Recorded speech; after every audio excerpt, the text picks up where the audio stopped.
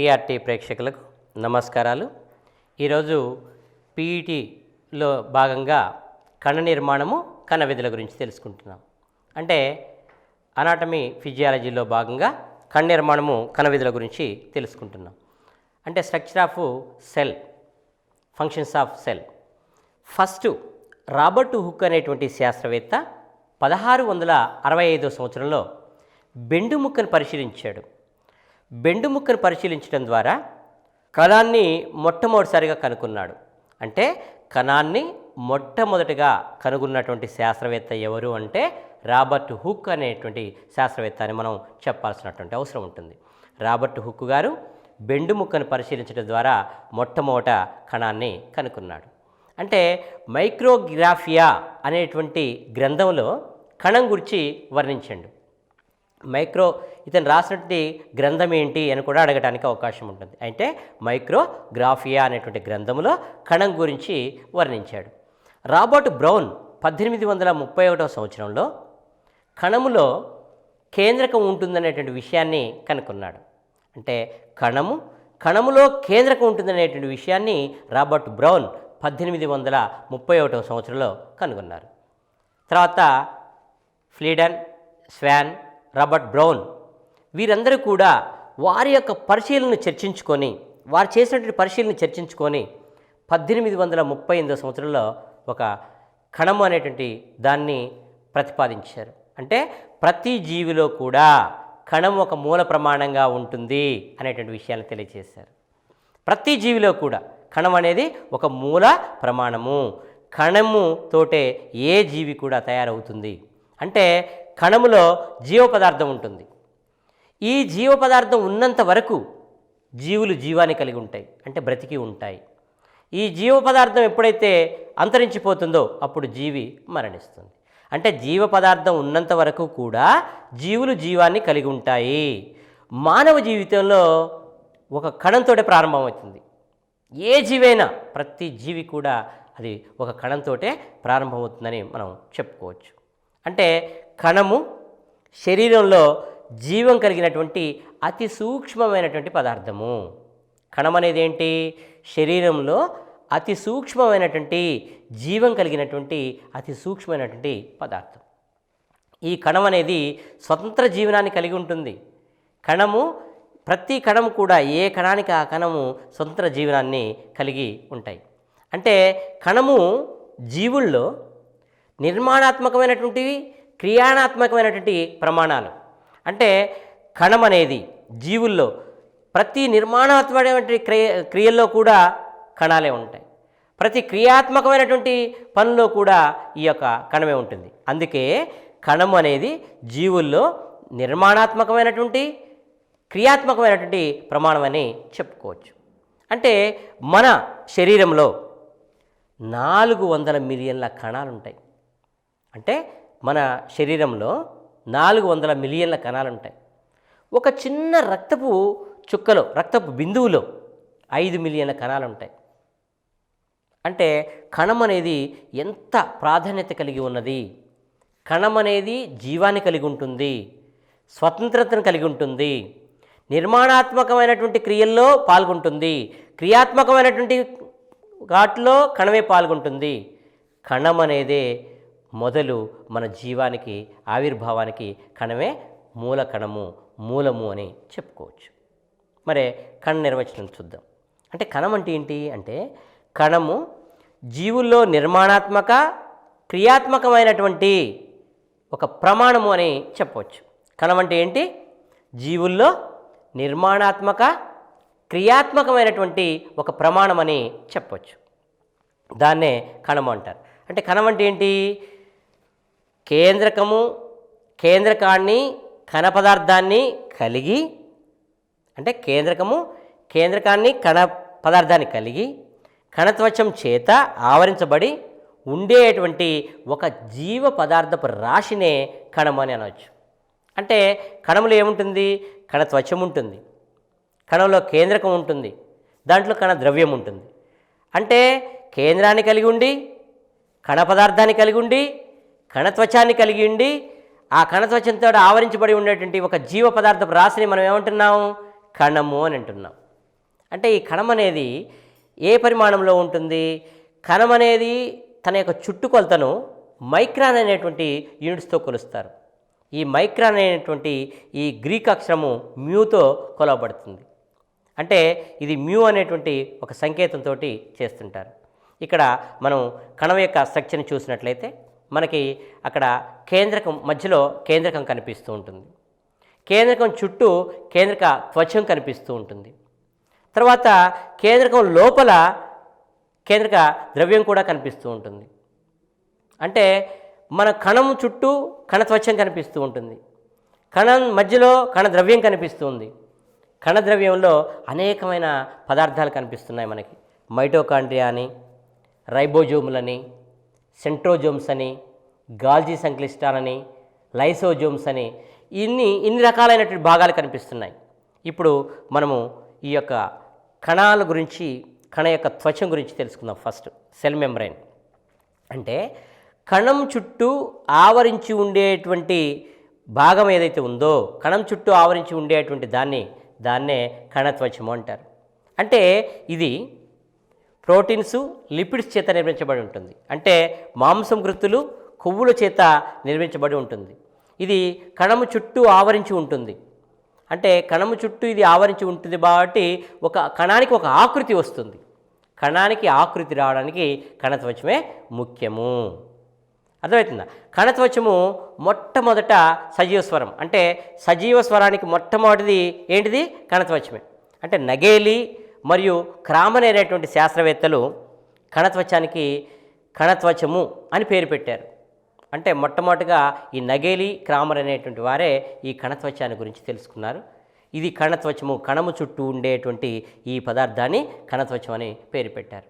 ఇది దేనికి ఉపయోగపడుతుంది అంటే కణానికి రక్షణ కలిగిస్తుంది, కణానికి ఒక ఆకృతిని కలిగిస్తుంది. కణానికి ఆకృతిని కలిగించేది కణత్వచం, కణానికి రక్షణ కలిగించేది కణత్వచం. అంటే కణానికి ఒక ఆకృతిని కలిగించి దానికి ఒక పరిధిని ఏర్పరుస్తుంది. అది ఎంతవరకు ఉండాలి, అది ఎంత ఉండాలి, ఏ రకమైనటువంటి ఆకృతిని కలిగి ఉండాలి అనేటువంటి విషయాల్ని కూడా ఈ యొక్క కణత్వచమే బేస్. అంటే కణత్వచము అనేది కణానికి ఆకృతిని కలిగిస్తుంది, కణానికి పరిధిని కలిగిస్తుంది, కణానికి రక్షణ కలిగిస్తుంది. ఇది పదార్థాల ఎంపికలో ప్రముఖమైనటువంటి ముఖ్యమైన పాత్రని కూడా వహిస్తుంది. కాబట్టి కణత్వచం అనేది చాలా ఇంపార్టెంట్. మరి కణద్రవ్యం చూద్దాం. అంటే ఇప్పుడు కణములో మనకు కణత్వచం ఉంటుందనుకుంటున్నాం, కణద్రవ్యం ఉంటుందనుకుంటున్నాం, కేంద్రకం ఉంటుందనుకుంటున్నాం. చూద్దాం. కేంద్రకానికి కణత్వచానికి మధ్యలో ఉన్నటువంటి ద్రవ్యాన్ని ఏమంటారు? కణద్రవ్యం అంటారు. కణం చుట్టూ ఉండేటువంటి పొరని ఏమంటున్నాం? కణత్వచం అంటున్నాం. ఇక్కడ సెల్ ఫ్లూయిడ్ ఏంటిది? కణద్రవ్యం అంటే కేంద్రకం మధ్యలో ఉంటుంది. కణానికి మధ్యలో ఉండేటువంటి కేంద్రకానికి కణత్వచానికి మధ్యలో ఉండేటువంటి ఈ ద్రవ్యం ఏదైతే ఉందో దాన్నే కణద్రవ్యం అంటాం. అంటే దీనిలో జీవం లేనటువంటి పదార్థాలు ఉంటాయి, జీవం ఉన్నటువంటి పదార్థాలు ఉంటాయి. అంటే జీవం లేని పదార్థాలు ఉంటాయి, జీవం ఉన్నటువంటి పదార్థాలు ఉంటాయి. రెండు రకాలైన పదార్థాలు ఈ కణద్రవ్యంలో ఉంటాయి. అంటే ఇందాక మనం అనుకున్నాం గాల్జీ సంక్లిష్టాలని, లైసోజోమ్స్ అని, ఇవన్నీ కూడా అంటే జీవం లేని పదార్థాలు ఏమేంటి? మాంసం కృత్తులు, క్రొవ్వులు, పిండి పదార్థాలు, హిమోగ్లోబిన్, విటమిన్లు, ఇవి ఈ మొదటి అనేవి ఏంటి? ఇవి జీవం లేని పదార్థాలు. ఇవి కణ సంశ్లేషణలో ముఖ్యమైనటువంటి పాత్రను పోషిస్తాయి. అంటే ఈ కణత్వచం అనేది చాలా ఇంపార్టెంట్ అయినది. ఇది అన్ని రకాల భాగాలని కూడా ఇది తనలో ఇముడ్చుకొని ఉంటుంది. అంటే గ్లైకోజన్ సంశ్లేషణలో కూడా ఇది కణద్రవ్యం అనేది పాత్ర వహిస్తుంది. ఇది పదార్థాలను కణ బాహ్యం నుండి కేంద్రకానికి సరఫరా చేస్తుంది. అంటే కణం వెలుపల నుంచి కేంద్రకానికి పదార్థాలని సరఫరా చేస్తుంది. అంటే కణత్వచం ద్వారా.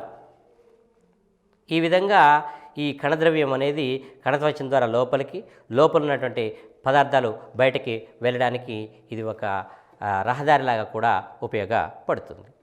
కేంద్రకం, న్యూక్లియస్. అంటే దీన్ని రాబర్ట్ బ్రౌన్ కనుగొన్నాడు. ఈ కేంద్రకాన్ని ఎవరు కనుగొన్నారు? Robert brown. ఈ కేంద్రకాన్ని ఏమంటారంటే సెల్ బ్రెయిన్ అంటారు. మనిషికి బ్రెయిన్ ఎంత ముఖ్యమో సెల్కి కేంద్రకం అంత, కణానికి కేంద్రకం అంత ముఖ్యం. మనకి బ్రెయిన్ కనుక ఖరాబ్ అయినట్లయితే మనం ఏ పని సక్రమంగా చేయలేం. అలాగే కణములో కేంద్రకం కనుక మందగించినట్లయితే, కేంద్రకం కనుక దెబ్బతిన్నట్లయితే ఆ కణము నాశనం అయిపోతుంది. అంటే ఈ కేంద్రకం అనేది గుండ్రంగా ఉంటుంది. ఇది ఎక్కడ ఉంటుంది? కణానికి మధ్యలో ఉంటుంది. ఇది ఎక్కడ ఉంటుంది? కణానికి మధ్యలో ఉంటుంది, గుండ్రంగా ఉంటుంది. ప్రతి కణంలో ఒక కేంద్రకం ఉంటుంది. ప్రతి కణంలో కూడా ఏముంటుంది? ఒక కేంద్రకం ఉంటుంది. అంటే కేంద్రకం అనేది దానికి 2 పొరలు కలిగి ఉంటాయి. కేంద్రకం చుట్టూ ఎన్ని పొరలు ఉంటాయి? 2 పొరలు ఉంటాయి. ఈ పొరలు కేంద్రక పొరను అంటుకొని జీవద్రవ్యాన్ని ఉంటుంది. అంటే ఈ కేంద్రకం చుట్టూ ఉండేటువంటి పొర ఏదైతే ఉందో దాని పక్కన ఏముంటుంది? అంతర్జీవ ద్రవ్యజాలం ఉంటుంది. అంటే కేంద్రకం లోపల ఉన్న ద్రవాన్ని కేంద్రక ద్రవం అంటారు. ఈ కేంద్రక ద్రవానికి రక్షణ కలిగిస్తుంది. ఈ కేంద్రక ద్రవ్యానికి అంతర్జాలం ఉంటుంది. అంటే ఇందులో ఈ కేంద్రకాంశాలు ఏముంటాయి? క్రోమోజోమ్స్ ఉంటాయి. ఈ క్రోమోజోమ్స్ ఉంటాయి. ఎన్ని క్రోమోజోమ్స్ ఉంటాయంటే మానవుల్లో 23 జతల క్రోమోజోమ్స్ ఉంటాయి, లేదా 46 క్రోమోజోమ్స్ ఉంటాయి. ఇవి కేంద్రకంలో ఉంటాయి. అంటే ఈ క్రోమోజోమ్స్ పైన ఏముంటాయి అంటే జన్యువులు ఉంటాయి. ఈ జన్యువులు ఏం చేస్తాయి అంటే అనువంశికలో ప్రముఖ పాత్ర వహిస్తాయి. మరి అనువంశికత అంటే ఏంటి? అనువంశికత అంటే ఏంటి అంటే తల్లిదండ్రుల నుంచి సంక్రమించేటువంటి లక్షణాలనే అనువంశికత అంటారు. అంటే తరాల నుంచి, మన ముందు తరాల నుంచి ఈ తరానికి సంభవించేటువంటి లక్షణాలు ఏవైతే ఉంటాయో వాటిని అనువంశికత లక్షణాలు అంటారు. మరి అవి దేని ద్వారా వస్తాయి? క్రోమోజోమ్స్ వల్ల వస్తాయి. మరి క్రోమోజోమ్స్లో ఎవరుంటారు? క్రోమోజోమ్స్ మీద జన్యువులు ఉంటాయి. ఆ జన్యువులే ఈ అనువంశికతకి ప్రముఖ పాత్రని వహిస్తాయి. అంతేకాకుండా కేంద్రక ద్రవ్యంలో కూడా న్యూక్లిక్ ఆమ్లాలు ఉంటాయి. అంటే డిఎన్ఏ, ఆర్ఎన్ఏ. అంటే ఈ కేంద్రక ఆమ్లాలు ఏమేంటి? డిఎన్ఏ అంటే డిఆక్సీ రైబోన్యూక్లిక్ యాసిడ్. డిఎన్ఏ మనకి క్వశ్చన్ కూడా వచ్చే అవకాశం ఉంటుంది. డిఎన్ఏ అనగా DNA means deoxy ribonucleic acid. RNA ribonucleic acid. లేదా కేంద్రక ఆమ్లమైనటువంటి ఆమ్లాలు ఏమి ఉంటాయి? కేంద్రకంలో ఏ రకమైనటువంటి కేంద్రక ఆమ్లాలు ఉంటాయి అంటే డిఎన్ఏ, ఆర్ఎన్ఏ ఉంటాయి అని మనకు ప్రశ్న వచ్చేటువంటి అవకాశం ఉంటుంది. అంటే అనువంశికతలో ఇవి ప్రముఖ పాత్రను వహిస్తాయి. ఈ డిఎన్ఏ, ఆర్ఎన్ఏ అటువంటి ఇవి మనకి అనువంశిక లక్షణాలు జన్యువుల ద్వారా రావడానికి, మనకి ఈ యొక్క క్రోమోజోమ్లో ఉండేటువంటి జన్యువుల ద్వారా ఇవి రావడానికి ఈ డిఎన్ఏ, ఆర్ఎన్ఏ అనేవి చాలా ప్రముఖ పాత్రని వహిస్తాయి. నెక్స్ట్ వచ్చేసి మనకి మైటోకాండ్రియా. మైటోకాండ్రియా అంటే ఏంటి అంటే బెండా అనేటువంటి శాస్త్రవేత్త మైటోకాండ్రియాకి పేరు పెట్టాడు. అంటే ఆ పదార్థానికి మైటోకాండ్రియా ఇది అని పెట్టాడు. మైటోకాండ్రియాను కణశక్తిగారము అంటారు. పవర్ హౌస్ ఆఫ్ సెల్ అంటారు. అంటే పవర్ హౌస్ ఆఫ్ సెల్ అంటే ఏంటి? మనకి శక్తిని ఉత్పత్తి చేసేటువంటి కర్మాగారము. కణశక్తి కర్మాగారం అంటే శక్తిని ఉత్పత్తి చేసేటువంటి కర్మాగారము. అంటే కణములో మైటోకాండ్రియాల్లో శక్తి ఉత్పత్తి అవుతుంది అనేటువంటి విషయం మనకి ఇక్కడ అర్థమవుతుంది. ఇది very very very very important. కణశక్తి కర్మాగారాలని వేటిని అంటారు? లైపోజోమ్సా, మైటోకాండ్రియాలా, లేకపోతే దాంట్లో ఉండేటువంటి గాల్జీ సంక్లిష్టాలా, ఏవి కావా అంటే మైటోకాండ్రియా అని మనం పెట్టాల్సి ఉంటుంది. అంటే లేదా పవర్ హౌస్ ఆఫ్ సెల్ అని దేన్ని అంటారు అని కూడా అడగడానికి అవకాశం ఉంటుంది. మనకి 2 రకాల పవర్ హౌస్ ఆఫ్ సెల్ అని అడగవచ్చు, లేదా కణశక్తి కర్మాగారాలని, లేదా శక్తి భాండాగారాలని వేటిని అంటారు అని అడగడానికి అవకాశం ఉంటుంది. ఈ విధంగా మైటోకాండ్రియాని గురించి చెప్పవచ్చు. అంటే మైటోకాండ్రియా ఇది 2 పొరలను కలిగి ఉంటుంది. ఇది గోళాకారంగా లేదా పొడవుగా ఉంటాయి. గోళాకారంగా ఉండొచ్చు, పొడవుగా కూడా ఉండటానికి అవకాశం ఉంటుంది. ఇది 2 పొరలను కలిగి ఉంటుంది. ఈ మైటోకాండ్రియా ఈ శక్తిని ఉత్పత్తి చేస్తుంది. అంటే ఆహార పదార్థాలను ఆక్సీకరణం చేసి శక్తిని విడుదల చేస్తాయి. ఆ శక్తి దీంట్లో మైటోకాండ్రియాలో నిల్వ చేయబడుతుంది. ఆ శక్తి ATP, adenosine triphosphate. ATP means adenosine triphosphate అనేటువంటి రసాయనిక పదార్థంగా నిల్వ ఉంచబడుతుంది. ఈ ఏటీపీ అనేది ఎడినోసిన్ ట్రైఫాస్ఫేట్ అనేది ఎప్పుడు అవసరమైతే అప్పుడు ఉపయోగించుకోవడానికి అనుకూలంగా ఆ యొక్క మైటోకాండ్రియాల్లో నిల్వ చేయబడతాయి. మనకి శరీరానికి శక్తి ఎప్పుడు అవసరమవుతుందో అప్పుడు ఈ ఏటీపీ ద్వారా మనకి శక్తి మన శరీరానికి అందించబడుతుంది. ఈ విధంగా ఆహార పదార్థాలు ఆక్సీకరణం చేసి శక్తిని విడుదల చేసి ఆ శక్తి ఏటీపీ అనేటువంటి రసాయనిక పదార్థం ద్వారా నిల్వ చేసేటువంటి శక్తి భాండాగారాలే మైటోకాండ్రియాలు. ఇవి ఎక్కడ ఉంటాయి? కణము లోపల ఉంటాయి. కణము లోపల ఉండేటువంటి మైటోకాండ్రియాలనే శక్తి భాండాగారాలు లేదా పవర్ హౌస్ ఆఫ్ సెల్స్ అంటారు. ఓకే, నెక్స్ట్ గాల్జీ సంక్లిష్టాలు. అంటే దీనిలో కెమిల్లా గాల్జీ అనేటువంటి వ్యక్తి కనుక్కున్నాడు. ఆయన గాల్జీ అనేటువంటి వ్యక్తి కనుక్కున్నాడు కాబట్టే దీన్ని గాల్జీ సంక్లిష్టం అన్నారు. దీన్ని కెమిల్లో గాల్జీ అనేటువంటి వ్యక్తి కనుగొన్నాడు. అంటే గాల్జీ సంక్లిష్టంని డిక్టియోసోమ్స్ మరియు బేకర్స్ దేహాలని కూడా పిలుస్తారు. మనకి ఈ క్వశ్చన్ కూడా అడగవచ్చు. గాల్జీ సంక్లిష్టాలకు మరొక పేరు డిక్టియోసోమ్స్ ఆర్ బేకర్స్ దేహాలు. బేకర్స్ దేహాలని అడగవచ్చు, డిక్టియోసోమ్స్ అని కూడా అడగవచ్చు. అంటే గాల్జీ సంక్లిష్టాలని డిక్టియోసోమ్స్ మరియు బేకర్స్ దేహాలు అని కూడా అంటారు.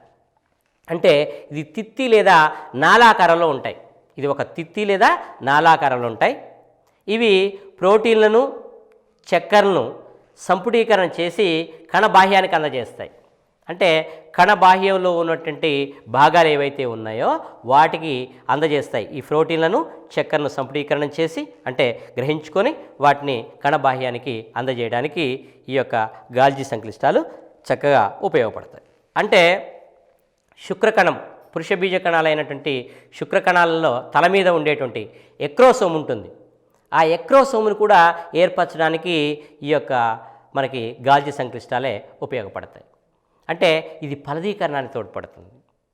అంటే ఒక స్త్రీ బీజకణము పురుష బీజకణము కలవడానికి ఇది ఉపయోగపడుతుంది.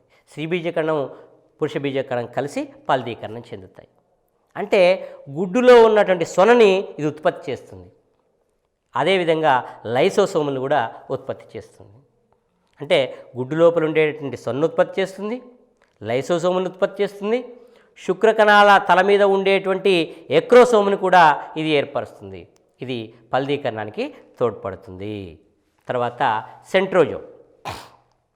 అంటే దీన్ని 1887 సంవత్సరంలో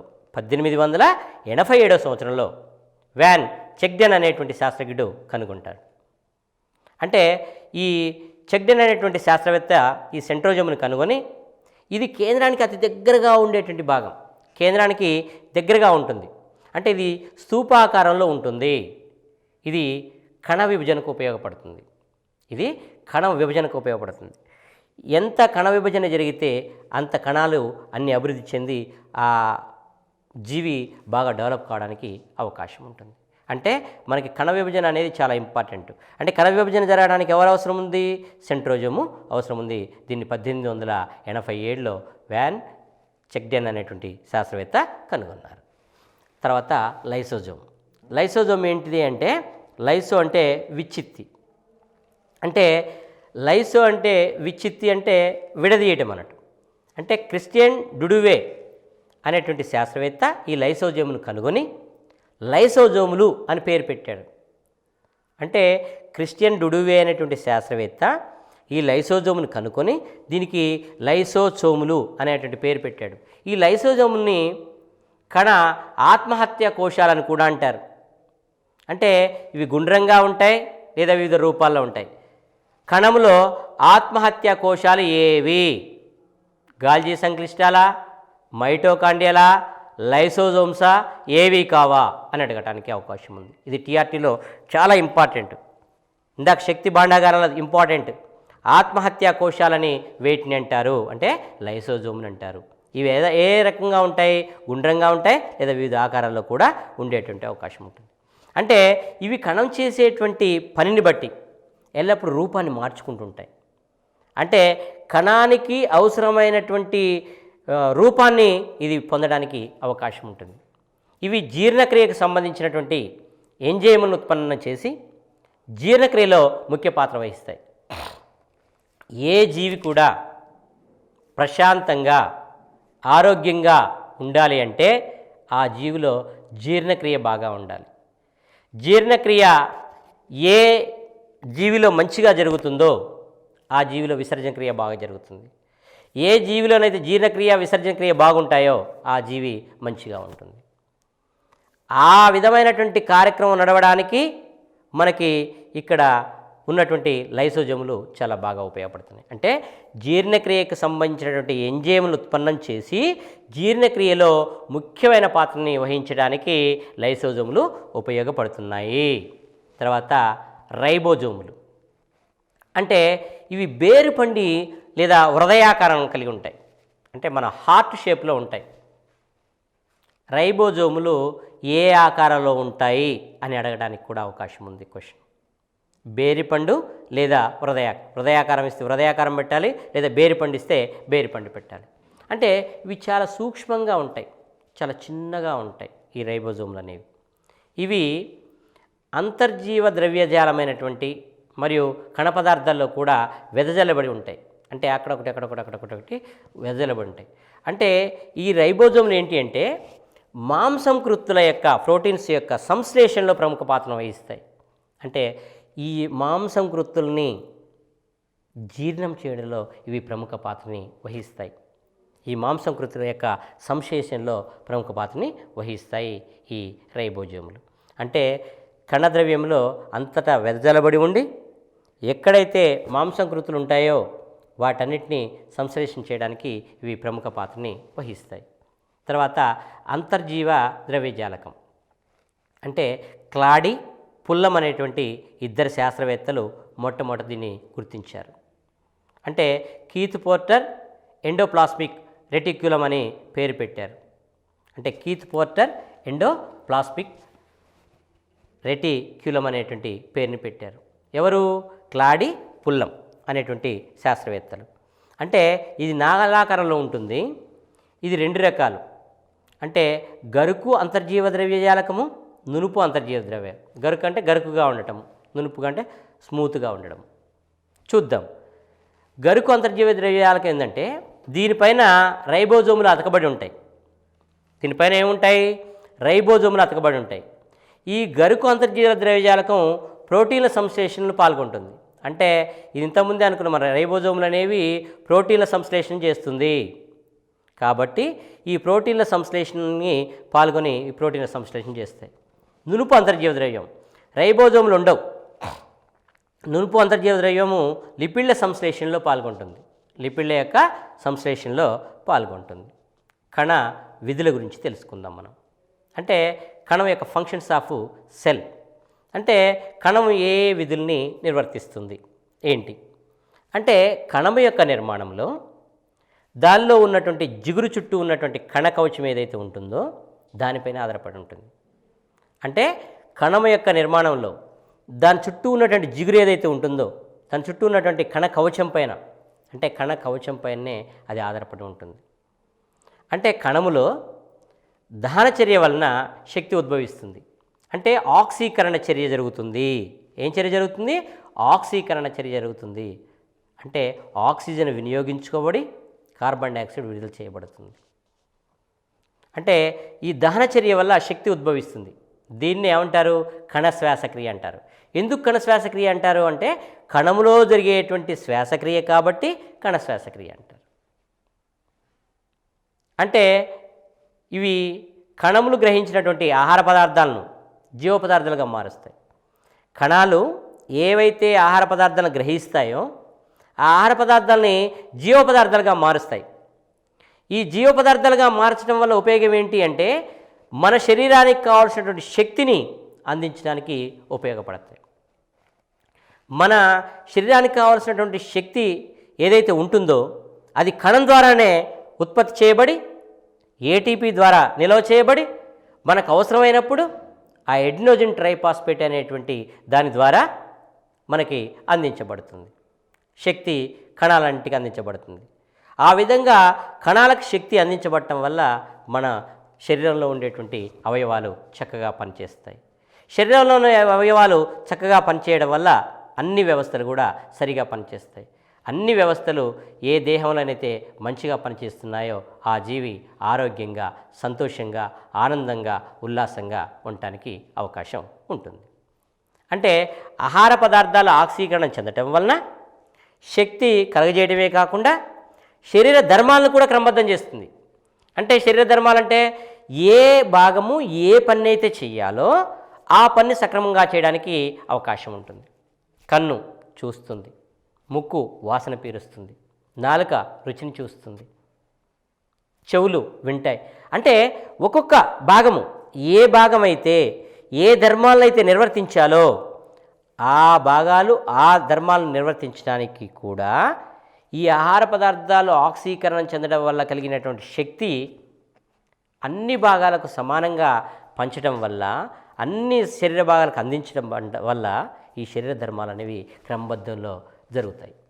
అంటే పదార్థ సంకోచం వలన కణంలో చలనం కలుగుతుంది. అంటే పదార్థము సంకోచ వ్యాకోచాలు చెందుతుంటాయి. ఇప్పుడు మన చెయ్యి ఉంది, ఇట్లా సంకోచం చేసాం తక్కువగా ఉంది, వ్యాకోచం చేసాం పెద్దగా కనిపిస్తుంది. అంటే సంకోచ వ్యాకోచాల వల్ల ఏం కలుగుతుంది? కణంలో చలనం కలుగుతుంది. అంటే ఆ చలనం అనేది ప్రోటోప్లాజం చలనం వలన పోషక పదార్థాలు ఆక్సిజను కణంలో అన్ని భాగాలకి పంపించబడుతుంది. అంటే ఈ చలనం ఏదైతే జరుగుతుందో ఆ చలనం వలన కణాల్లో ఏర్పడినటువంటి శక్తి, జీవ పదార్థాలు ఏవైతే ఉన్నాయో అన్ని శరీర భాగాలకు అందించబడుతుంది. అది ఎట్లా? రక్తం ద్వారా ఈ ఆక్సిజన్ అన్ని కణాలకి, ఆ విధంగా జీవ పదార్థాలు కూడా రక్తం ద్వారా అన్ని భాగాలకి అందించబడుతుంది. అది ఎట్లా? చలనం ద్వారానే.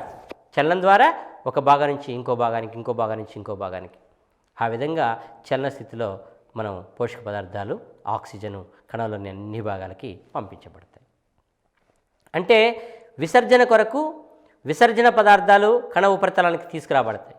అంటే ఏ పదార్థాలు అయితే మన శరీరంలో ఉపయోగపడవో, మన శరీరానికి అవసరం లేవో అవి కణ ఉపరితల భాగంలో వచ్చేసి ఉంటాయి. కణ ఉపరితలంలోకి వెళ్ళే ఏంటి? మన శరీరానికి ఉపయోగపడేటువంటి పోషక పదార్థాలు, ఆక్సిజన్ కణం లోపలికి వెళ్తాయి. ఉపయోగపడని పదార్థాలు విసర్జనకి, అంటే బయటకి పంపించేటువంటి పదార్థాలు ఏవైతే ఉన్నాయో అవి కణ ఉపరితలానికి తీసుకురాబడతాయి. అంటే కణ విభజన అనేది ఇక్కడ మెయిన్ ఇంపార్టెంట్ మనకి. అంటే ఈ కణము అనేది అభివృద్ధి చెందాలి అంటే కణ విభజన జరగాలి. ఏ జీవి కూడా అభివృద్ధి అనేది జరగాలి అంటే కణ విభజన జరిగితేనే ఆ జీవి అభివృద్ధి అనేది జరుగుతుంది. కాబట్టి కణ విభజన మనకి ఇక్కడ రెండు రకాలుగా చెప్పవచ్చు. ఒకటి సంవిభజన మైటోసిస్, రెండు క్షయకణ విభజన మియాసిస్. చూద్దాం. ఫస్ట్ మన సంవిభజన గురించి తెలుసుకుందాం. అంటే కణం పూర్ణాకృతిని పొందిన తర్వాత, అంటే సంపూర్ణమైనటువంటి ఆకృతిని పొందిన సందర్భంలో, లేదా పనికిరాని కణాలను మార్పు చేసే సందర్భంలో, అంటే ఒక కణము అది పనికి రావట్లేదు, ఆ ప్లేస్లో ఇంకో కణం ఉత్పత్తి కావాలి, లేదా రోగ సమయంలో లేదా దెబ్బలు తగిలిన సమయంలో నాశనమైనటువంటి కణాలు ఏవైతే ఉన్నాయో అవి విభజించబడతాయి, అవి తొలగించబడతాయి. ఎక్కడైతే కణం పూర్ణాకృతిని పొంది పనికిరాని కణాలు ఏవైతే ఉంటాయో అవి మార్పు చేసేటువంటి సందర్భాల్లో, రోగ సమయాల్లో కానివ్వండి, దెబ్బలు తగిలిన సమయాల్లో కానివ్వండి, నాశనం కాబడినటువంటి సమయాల్లో కానివ్వండి, కణ విభజన జరుగుతుంది. అంటే దీన్ని ఏమంటారు? సమవిభజన లేదా పరోక్ష కణ విభజన అంటారు. అంటే దీన్ని సమవిభజన లేదా పరోక్ష కణ విభజన అంటారు. అంటే కేంద్రక త్వచం ఏదైతే ఉంటుందో అది రూపు మాపి క్రోమోజోమ్స్ ఏర్పడతాయి. దాని రూపు మారిపోతుంది. కేంద్రక త్వచం యొక్క రూపు మారిపోయి అక్కడ క్రోమోజోమ్స్ ఏర్పడతాయి. క్రోమోజోమ్స్ ఏర్పడి ప్రతి క్రోమోజోమ్ కూడా రెండుగా విభజించబడి, అంటే రెండుగా విడిపోతుంది. విడిపోయి ప్రతి భాగము తమ తమ అంచులకి చేరుకుంటాయి. ఏ క్రోమోజోమ్ అయితే విడిపోయిందో అది రెండు భాగాలుగా ఇలా అయి ఇటు చివరికి ఇది, ఇటు చివరికి వస్తుంది. అలాగే సెంట్రోజోమ్ కూడా రెండుగా విభజించబడి తమ తమ అంచులకి చేరుతాయి.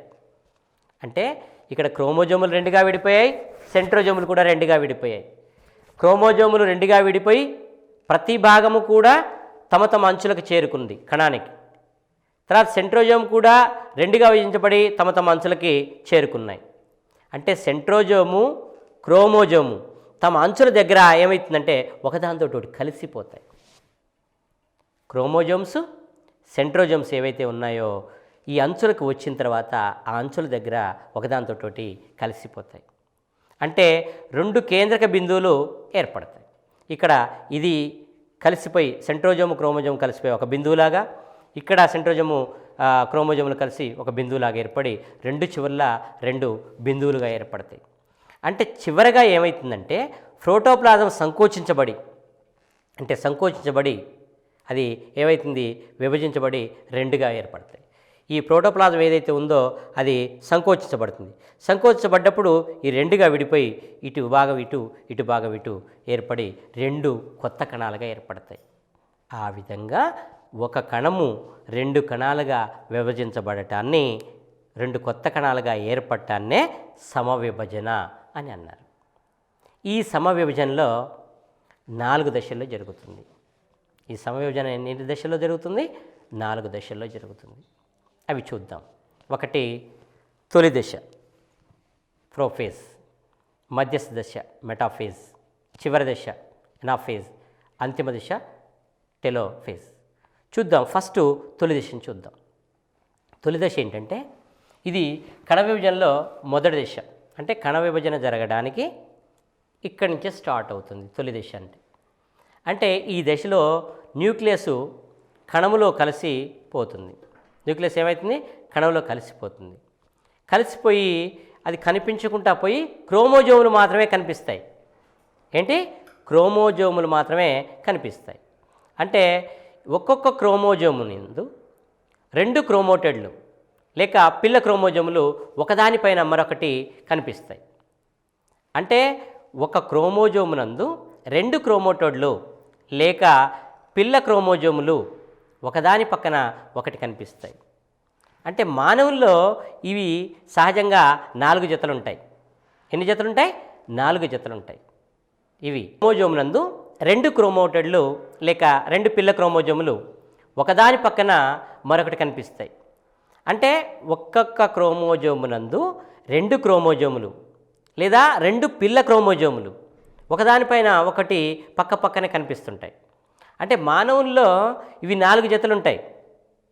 అంటే వీటిలో సగము మాతృగుణాన్ని, మిగిలిన సగము పితృగుణాన్ని కలిగి ఉంటాయి. అంటే తల్లి లక్షణాలను కొన్ని కలిగి ఉంటాయి, తండ్రి లక్షణాలను కొన్ని కలిగి ఉంటాయి. అంటే సగము మాతృగుణాన్ని కలిగి ఉంటాయి, మాతృ అంటే తల్లి, పితృగుణాన్ని కలిగి ఉంటాయి అంటే తండ్రి లక్షణాలను కలిగి ఉంటాయి. అంటే సెంట్రోజోములు 2గా విడిపోయి న్యూక్లియస్కు ఇరువైపులా చేరుతాయి. అంటే ఆ కణానికి అటు చివరికి ఇటు చివరికి చేరుతాయి. ఈ రెండిటికి మధ్య కండి వంటి ఆకారము దారపోగులుగా ఫైబ్రిక్తో కలపబడుతుంది. అంటే ఒక కండి ఆకారంలో ఏర్పడుతుంది. కండి ఆకారం ఏర్పడి ఇటు చివర ఉంటాయి. ఇక్కడ న్యూక్లియస్ పొర కనపడకుండా ఉంటుంది. న్యూక్లియస్ పొర కనపడకుండా ఎవరు కనపడుతున్నారు? ఇక్కడ క్రోమోజోములు కనపడుతున్నాయి. 2 పిల్ల క్రోమోజోములాగా కనపడుతున్నాయి. ఆ విధంగా న్యూక్లియస్ పొర కనిపించకుండా న్యూక్లియస్ అందు ఉండేటువంటి క్రోమోజోలు ఏవైతే ఉన్నాయో అవి ఏం చేస్తున్నాయి? సెంట్రియోల్ తోటి కలుస్తున్నాయి. సెంట్రియోల్తో కలపబడి సెంట్రియోలు ఇవి ధృవాల వద్ద ఒక కేంద్రకంలాగా ఒక బిందువులాగా ఏర్పడతాయి. అంటే సెంట్రియోల్ ధృవాల వైపుకి 2 కూడా చేరతాయి. చేరి అక్కడ ఏమైపోతాయి? 2 బిందువులాగా ఏర్పడతాయి. ఇది మధ్యస్థ దశ అంటే మెటాఫేజ్. అంటే ఈ దశలో క్రోమోజోములు చిన్నవిగా విడిపోయి నియమిత ఆకారం లేకుండా వి ఆకారంలో మారతాయి. అంటే ఈ దశలో క్రోమోజోములు చిన్నవిగా విడిపోతాయి. విడిపోయి ఒక నియమితమైన ఆకారం అంటూ ఉండకుండా వి ఆకారంలో మారతాయి. అంటే ఈ వి ఆకారం అనేది కణ మధ్య భాగం వైపు అభిముఖంగా, అంటే కణ మధ్య భాగానికి అభిముఖంగా పెరిపీరియల్ ఫెల్యూర్స్తో ధృవాలను కలపబడి ఉంటాయి. అంటే ఈ ధృవాలని కలపబడి ధృవాల నుండి చూసినటువంటి వాళ్ళకి నక్షత్రాలాగా కనపడతాయి.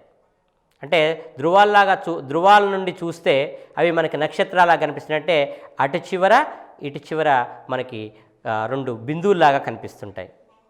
అంటే క్రోమోజోములు ఈ కండెలను ఏం చేస్తుంటాయి, కండెలు కలపబడతాయి కాబట్టి సెంట్రోమియల్ అంటారు. అంటే క్రోమోజోములు ఈ కండెలకు కలపబడటాన్ని సెంట్రోమియల్ అంటారు. క్రోమోజోములు కండెలకు కలపబట్టాన్ని ఏమంటారు అని అడిగేటువంటి అవకాశం ఉంటుంది. ఇది ఇంపార్టెంట్ క్వశ్చన్. అంటే క్రోమోజోములు కండెలకు కలపబడటాన్ని సెంట్రోమియల్ అంటారు. మరే ఇక్కడ చివరి దశ ఎనాఫేజ్. అంటే ఈ దశలో క్రోమోజోములు రెండుగా చీలిపోయి, క్రోమోజోములు ఏమవుతున్నాయి, ఇక్కడ రెండుగా చీలిపోతున్నాయి. ఫస్ట్ స్టేజిలో మనకి క్రోమోజోములు కేంద్రకము మాసిపోయి క్రోమోజోములు కనిపిస్తాయి, పిల్ల క్రోమోజోములు రెండు కనిపిస్తాయి. అవి విడిపోయినట్టుగా ఉండి రెండు ధృవాల వైపుగా వెళుతాయి. అక్కడ సెంట్రియోల్తో కలిసి ఒక బిందువులాగా ఏర్పడుతుంది. ఆ బిందువులు మనం చూసినట్లయితే నక్షత్రాల్లా కనిపిస్తాయి ధృవాల నుంచి చూస్తే. ఇది చివరి దశ. ఈ దశలో క్రోమోజోములు రెండుగా చీలిపోయి ధృవాలకు పయనిస్తాయి. అంటే రెండు ధృవాల్లో చేరినటువంటి క్రోమోజోములు ఏదైతే ఉన్నాయో, క్రోమోటైడ్లు ఏవైతే ఉన్నాయో అవి సమానంగా ఉంటాయి. ఒకటి రెండుగా విడిపోతుంది కాబట్టి సమానంగా ఉంటాయి. ఇటువైపు ధ్రువంలో ఎన్ని అవుతున్నాయో ఇటువైపు కూడా అంతే ఉంటాయి. అంటే రెండు ధృవాలకు చేరినటువంటి క్రోమోజోములు, క్రోమోటోడ్లు సమాన సంఖ్యలో ఉంటాయి. దీనిలో మొదట ఏమవుతుంది, తల్లి గుడ్డు, తల్లి స్పర్ములు ముందు కలిగిన గుణాలు సంభాగాల్లో ఉంటాయి. అంటే మనకి ఇక్కడ తల్లి గుడ్డు అంటే ఏంటి, మనకి అండాశయం, స్త్రీ అండాశయం, ఇక్కడ తండ్రి నుంచి వచ్చేటి స్పర్మ్. వీటిలో అంటే వీటి ముందు కలిగినటువంటి గుణాలు ఏవైతే ఉన్నాయో ఆ గుణాలు సమానంగా ఉంటాయి. తల్లి నుంచి తండ్రి నుంచి సమానంగా లక్షణాలు తీసుకోబడతాయి. తల్లి గుడ్డులో ఎంత అయితే ఉంటుందో తండ్రి స్పెర్మ్లో ఎన్ని రకాలైనటువంటి గుణాలు అయితే ఉంటాయో అవి రెండు వైపులా సమానంగా పంచబడతాయి. ఆ విధంగా తల్లి నుంచి తండ్రి నుంచి సమానంగా తీసుకోబడతాయి. అంటే అంతిమ దశ ఏంది, ఈ క్రోమోటోడ్లు గుర్తించకుండా పోతాయి. న్యూక్లియర్ పొర, న్యూక్లియస్ తిరిగి కనిపిస్తుంది. అంటే మరలా తిరిగి మనకి న్యూక్లియస్ అనేది ఫస్ట్ ఏమైంది, మాసిపోయినట్టుగా అయిపోయింది. తర్వాత ఇక్కడ మళ్ళీ న్యూక్లియస్ పొర మనకి తిరిగి కనిపిస్తూ న్యూక్లియస్ కూడా తిరిగి మనకి కనిపిస్తాయి. అంటే సైటోప్లాజం అనేది ఇక్కడ కణాభివృద్ధి కార్యక్రమాలకి ధృవాల వద్ద ప్రారంభిస్తుంది. అంటే ఈ కణ విభజన జరిగిన వెంటనే కణాభివృద్ధి జరుగుతుంది. అంటే కణ విభజన జరిగిన వెంటనే మనకి కణాభివృద్ధి జరుగుతుంది అనేటువంటి విషయము ఇక్కడ మనకి స్పష్టంగా అర్థమవుతుంది. అంటే ఈ ధృవాల వైపు వచ్చినటువంటి కణం ఏదైతే ఉందో దాంట్లో సగము తండ్రి నుంచి సగము తల్లి నుంచి, అంటే 23 క్రోమోజోములు తండ్రి నుంచి 23 తల్లి నుంచి అందించబడతాయి. ఆ విధంగా ఒక కణము రెండుగా విడిపోతుంది. ఆ విధంగా విడిపోవడాన్నే సమవిభజన అని మనం అనుకోవచ్చు. తర్వాత క్షయకరణ విభజన. అంటే స్త్రీ పురుష బీజ కణాల్లో విభజన ఏర్పడుతుంది. అంటే స్త్రీ కణాల్లో పురుష బీజ కణాల్లో విభజన ఏర్పడుతుంది. దీన్నే క్షయకరణ విభజన అంటారు. అంటే దీంట్లో ఏమవుతుంది, 23 పురుష క్రోమోజోములు, 23 స్త్రీ క్రోమోజోములు, ఇవి రెండు కలిసి 46 క్రోమోజోములు ఏర్పడతాయి. ఇక్కడ క్రోమోజోములు రెండుగా విభజించబడవు. అంటే తల్లి నుంచి 23 అందుతాయి, తండ్రి నుంచి 23 అందుతాయి. ఆ విధంగా 23 తల్లి నుంచి 23 తండ్రి నుంచి అందజేయబడి 46 క్రోమోజోములు ఏర్పడతాయి. అందుకే మానవ దేహంలో 23 జతల క్రోమోజోములు ఉంటాయి. అది స్త్రీలో కానివ్వండి, పురుషుల్లో కానివ్వండి 23 జతల క్రోమోజోములు ఉంటాయి. లేకపోతే 46 రకాల క్రోమోజోములు ఉంటాయి. అంటే ఈ రకంగా మనకి ఈ 23 క్రోమోజోములు మనకు వచ్చాయి. అంటే మనకి ఈ 23 రకాలైనటువంటి క్రోమోజోములు మనకు అందించబడినాయి. అంటే దాని అర్థం ఏంటి, మనకి ఈ యొక్క విభజన జరగడం వల్ల, అంటే ఈ సమవిభజన జరగడం వల్ల, ఈ క్షయకరణ విభజన జరగడం వల్ల ఒక జీవిలో కణ విభజన అనేది చాలా ఇంపార్టెంట్ అనేటువంటి విషయం మనకు అర్థమవుతుంది. కణ విభజన జరిగినప్పుడే కొత్త జీవి ఏర్పడడానికి మనకు అవకాశం కలుగుతున్నటువంటి విషయాన్ని మనం ఇక్కడ తెలుసుకున్నాం. అంటే సమవిభజనలో ఒక కణం విభజన చెంది మనకి ఇంకొక కణం ఏర్పడుతుంది. క్షయకరణ విభజనలో మనకి ఏమవుతుంది, తల్లి నుంచి సగము లక్షణాలు, తండ్రి నుంచి సగము లక్షణాలు అందించబడి, అంటే తల్లి నుంచి 23 మనకి క్రోమోజోములు, తండ్రి నుంచి 23 క్రోమోజోములు అందించబడి మనకి 46 క్రోమోజోములు అందించబడతాయి. అంటే ఒక మనిషిలో మనకి 23 జతల క్రోమోజోములు రావడానికి మనకి తండ్రి తల్లి ఇద్దరు కూడా సమానంగా మనకి అందించబడుతున్నాయి. ఆ విధంగా ఇద్దరి ద్వారా మనకి అందించబడేటువంటి ఇది ఏదైతే ఉందో మనకి ఆ రకమైనటువంటి విభజన జరగటం వల్లనే మనకి ఇది జరుగుతుంది. అంటే ఈరోజు మనం తెలుసుకున్నటువంటి కణం ఏదైతే ఉందో ఆ కణం అనేది ప్రతి జీవి యొక్క ఆవిర్భావానికి మూల కణము అని మనం చెప్పుకోవచ్చు. అంటే మనము ప్రతి జీవి ఏర్పడడానికి మనకి కణం అనేదే చాలా ఇంపార్టెంటు అనేటువంటి విషయము మనకి ఇక్కడ అర్థమవుతుంది. మరి ఈ కణాన్ని మనకి ఫస్ట్ మొట్టమొదట ఎవరు కనుక్కున్నారు? కణము అనేటువంటి పదాన్ని మొట్టమొదట అసలు దేన్ని పరిశీలించి కనుక్కున్నారు అంటే రాబర్ట్ హుక్ అనేటువంటి శాస్త్రవేత్త 1665 సంవత్సరంలో బెండు ముక్కను పరిశీలించడం ద్వారా కణాన్ని మొట్టమొదటిసారిగా కనుక్కున్నాడు. అంటే ఆయన ఒక బుక్కును రాశాడు. ఏం బుక్ రాశాడు? మైక్రోగ్రాఫియా అనేటువంటి ఒక గ్రంథం రాశాడు. ఆ గ్రంథంలో కణం గురించి వివరించాడు. ఆయన కణానికి ఉండేటువంటి లక్షణాలు వివరించాడు, కణం యొక్క విధుల్ని ఆయన వివరించాడు. ఆ మైక్రోగ్రాఫియా అనేటువంటి ఈ కణం అనేటువంటి గ్రంథంలో రాసినప్పుడే ఈ బెండుని పరిశీలించి ఈ కణం అనేటువంటి పదాన్ని కనుగొన్నాడు. అంటే ఈ కణం అనేటువంటి పదాన్ని రాబర్ట్ హుక్ అనేటువంటి శాస్త్రవేత్త కనుగొన్న తర్వాత దాన్ని రాబర్ట్ బ్రౌన్ అనే అతను పరిశీలించి, ఓహో కణములో కేంద్రకం ఉంటుంది, కణములో కేంద్రకం ఉంటుంది, ఈ కేంద్రకం ఉండటం వల్లనే కణం పనిచేస్తుంది అనేటువంటి విషయాన్ని రాబర్ట్ బ్రౌన్ 1831 సంవత్సరంలో కనుగొన్నారు. అంటే 1831 సంవత్సరంలో కణములో కేంద్రకం ఉంటుంది అనేటువంటి విషయాన్ని ఎవరు కనుగొన్నారు? రాబర్ట్ బ్రౌన్ గారు కనుగొన్నారు. ఈ రాబర్ట్ హుక్ గారు కనుగొన్నది, రాబర్ట్ బ్రౌన్ గారు కనుగొన్నటువంటి విషయాలన్నింటినీ కూడా వీళ్ళందరూ కూర్చొని ఒక పరిశీలన చేశారు, ఒక డిస్కషన్ మెథడ్ పెట్టుకున్నారు. ఎవరెవరు? ఫ్లీడన్, స్వాన్, రాబర్ట్ బ్రౌన్ ఇలాంటి శాస్త్రవేత్తలంతా కూడా. అంటే వీరు చేసినటువంటి పరిశీలనలు, వీరు చేసినటువంటి ఆవిష్కరణలు, వీరు రాసినటువంటి గ్రంథాలు చర్చించుకొని 1838లో దీన్ని ప్రతిపాదించారు. కాబట్టి ప్రతి జీవికి కూడా కణము ఒక మూలకం ప్రమాణమని తెలియజేయడం జరిగింది. ఈరోజు తెలుసుకున్నటువంటి కణం పాఠంలో మనం ప్రతి జీవిలో కూడా కణము ఒక మూల ప్రమాణంగా తెలుసుకున్నాము. ఇంతటితోటి ఈరోజు కణం అనేటువంటి పాఠాన్ని మనం తెలుసుకున్నాం. తిరిగి మన వేరే కార్యక్రమంలో కలుసుకుందాం. నమస్కారం.